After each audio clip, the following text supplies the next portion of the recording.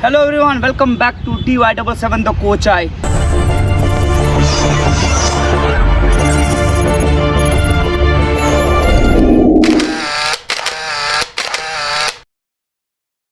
आप लोगों के कमेंट्स और आप लोगों के जो रिएक्शंस हैं हमको मिल रहे हैं, thank you so much.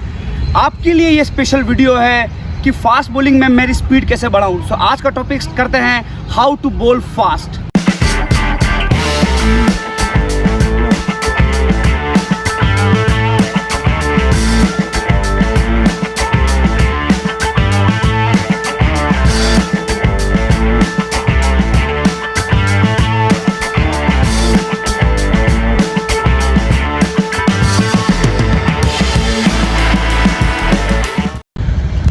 Speed बढ़ाने से पहले आप ये जानिए कि 3 तरह के एक्शन होते हैं एक फास्ट बॉलर्स के।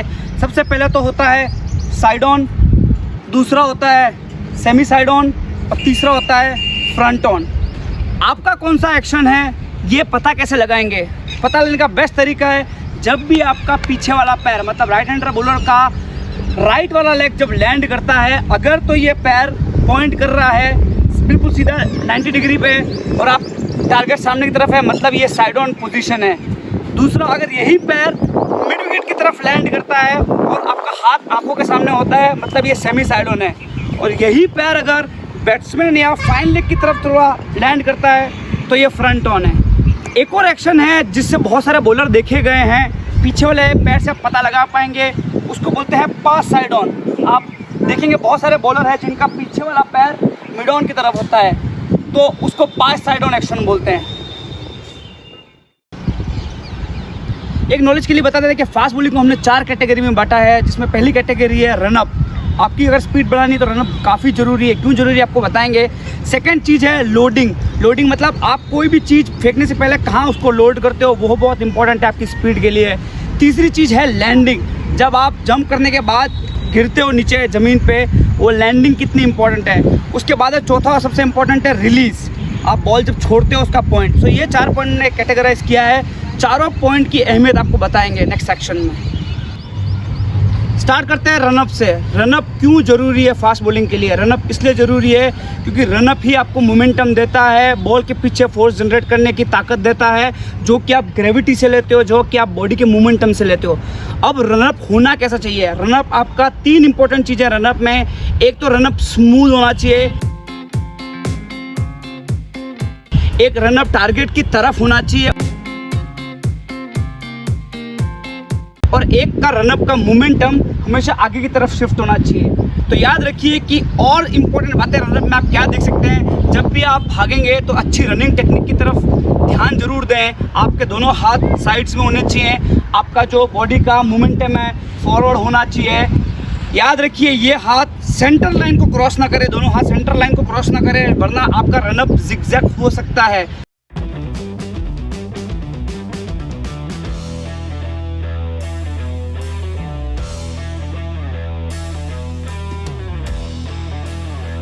तो याद रखें कि जब आप बॉल लेके भाग रहे हैं तो आपका सेंटर लाइन से हाथ ना इधर जाए ना नॉन बॉलिंग आर्म इधर जाए। बात करते हैं लोडिंग की। लोडिंग होना कहाँ चाहिए?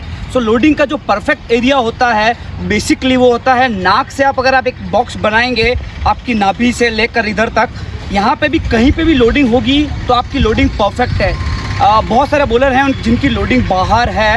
अगर आपकी भी नेचुरली बाहर है और आप इंजर्ड नहीं हो रहे तो चलेगा, लेकिन बेसिकली लोडिंग इस जगहों पे कहीं पे होगी तो आपका बैलेंस लोडिंग है वो। लैंडिंग की बात करते हैं। जैसे हमारी टेक्निकल टीम बता पाएगी कि एक साइड में वीडियो चल रहा होगा स्लोमो में, पीछे वाला पैर लैंड हो रहा है और आगे वाला पैर भी लैंड हो रहा है। इन दोनों पैरों के लैंड होने की सबसे बड़ी अहमियत है क्या, मैं आपको बताता हूँ। आप पास वाला वीडियो देखते रहिए।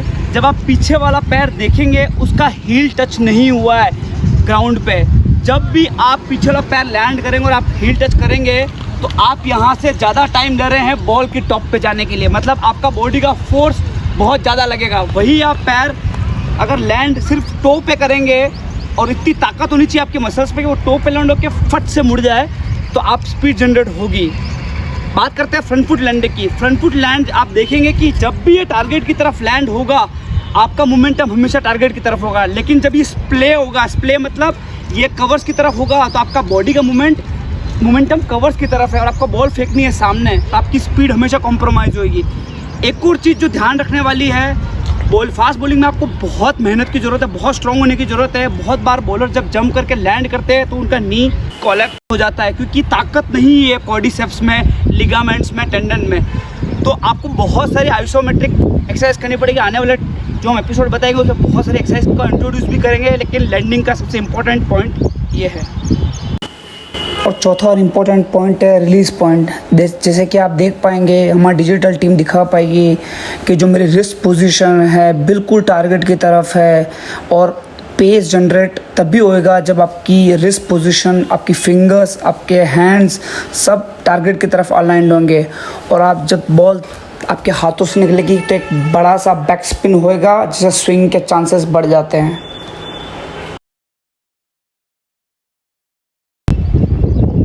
आज हम आप लोगों के फास्ट बॉलिंग के ऐसे 3 मिथ मिटाएंगे जो आप लोगों ने एकेडमीज़ में आपका सुना होगा, जो करना काफ़ी ज़रूरी है लेकिन एक्चुअली ज़रूरी नहीं है। सबसे पहले बात करते हैं जंप की। फास्ट बॉलिंग में जंप को लेके बहुत ज़्यादा मतलब हर तरह की बात की जाती है कि जंप होना ज़रूरी है, जंप होना ज़रूरी है, पर जंप होना कौन सा चाहिए। तो अगर हमारी टेक्निकल टीम बता पाए एक वीडियो स्प्लिट स्क्रीन में जो स्लोमो में मैंने बनाई है, जंप हमेशा आगे की तरफ होना चाहिए, जंप ऊपर नहीं होना चाहिए। उसका कारण क्या? उसका टेक्निकल कारण ये है कि आप रनअप से मोमेंटम लेके आते हैं, अप्रोच करते हैं स्टंप तक, जहाँ पे आपको बॉल डिलीवर के लिए लैंड होना है। इमेजिन आपका मोमेंटम आगे है लेकिन आपको ऊपर जंप करना है, तो आपको बॉडी को थोड़ा सा पीछे टिल्ट करके पॉज करके ऊपर जाना है। मतलब आपका मोमेंटम, कोई भी ट्रेन ऐसे जा रही है तो स्पीड में जाएगी। इमेजिन कीजिए कोई ब्रिज आया तो ट्रेन को स्लो होके फिर उसके बाद मोमेंटम पकड़ना पड़ेगा। So it's very difficult. ऊपर जाना बहुत ही गलत एक अप्रोच है फास्ट बॉलिंग में। आपको आगे की तरफ जंप जाना है, मतलब आपका जंप का रेंज नीचे से छोटा होगा लेकिन आपका जंप आगे की तरफ होगा। इसका बेस्ट एग्जांपल है, आप बुमराह को देख सकते हैं साइड ऑन विजन से। मिथ नंबर 2 मिटाते हैं। हमेशा आपको कहा गया है कि आगे झुक के भागो, हेड आगे होना चाहिए बॉडी से, जो कि एक गलत इन्फॉर्मेशन है। हमेशा जब आप भागेंगे, अगर आपको फास्ट बॉलिंग करनी है तो आपका पैर रनअप में हमेशा चिन के नीचे लैंड होना चाहिए। इसका मतलब आपका कंट्रोल है आपकी पूरी बॉडी पे, आपका मोमेंटम फॉरवर्ड है। इमेजिन कीजिए आप एक ऐसे भाग रहे हैं या फिर अगर पैर बड़ा है और आप ऐसे भाग रहे हैं, दोनों ही आउट ऑफ कंट्रोल है। लेकिन आप इमेजिन कीजिए आप भाग रहे हैं और आपके पैर बिल्कुल चिन के नीचे लैंड हो रहा है, मतलब आप कंट्रोल्ड रनअप की तरफ हैं। तीसरा मिथ मिटाते हैं। बहुत बार जब आपकी बॉल फुल टॉस गिर रही है या शॉर्ट गिर रही है तो आपको हमेशा ये दिया जाता है कमांड कि बॉल टाइट पकड़ ले या बॉल ढीली पकड़ ले। नहीं, ये मिथ गलत है। पकड़ने का बिल्कुल सही तरीका है, जैसे ये सीम है उसके ऊपर आपकी 2 उंगलियां होनी चाहिए, थंब नीचे रश करना चाहिए और आप एक छोटी सी विंडो यहाँ देख पाएंगे। ये विंडो अगर आपको दिख रही है, आपकी कंफर्टेबल ये पकड़ है बॉल के ऊपर। सो अब उस सेक्शन की बारी है जिसका आपको इंतजार था कब से बेसब्री से, कि ऐसी कौन सी ड्रिल है जिससे मेरी स्पीड 5-6 किलोमीटर तक बढ़ जाए। तो जैसे आपको पता है कि एक पिच है और ये 2 कोन है, ये आपको बैटिंग क्रीज पे रखने हैं। ये 2 कोन लंबे, छोटे कोन भी चलेंगे, आप कुछ भी रख सकते हैं। आपको 2 तरह की बॉल लेनी है। एक ये हल्की वाली कॉस्को बॉल, ये सबसे हल्की जो कॉस्को बॉल मिलती है लॉन टेनिस की, एक तो आपको वो लेनी है।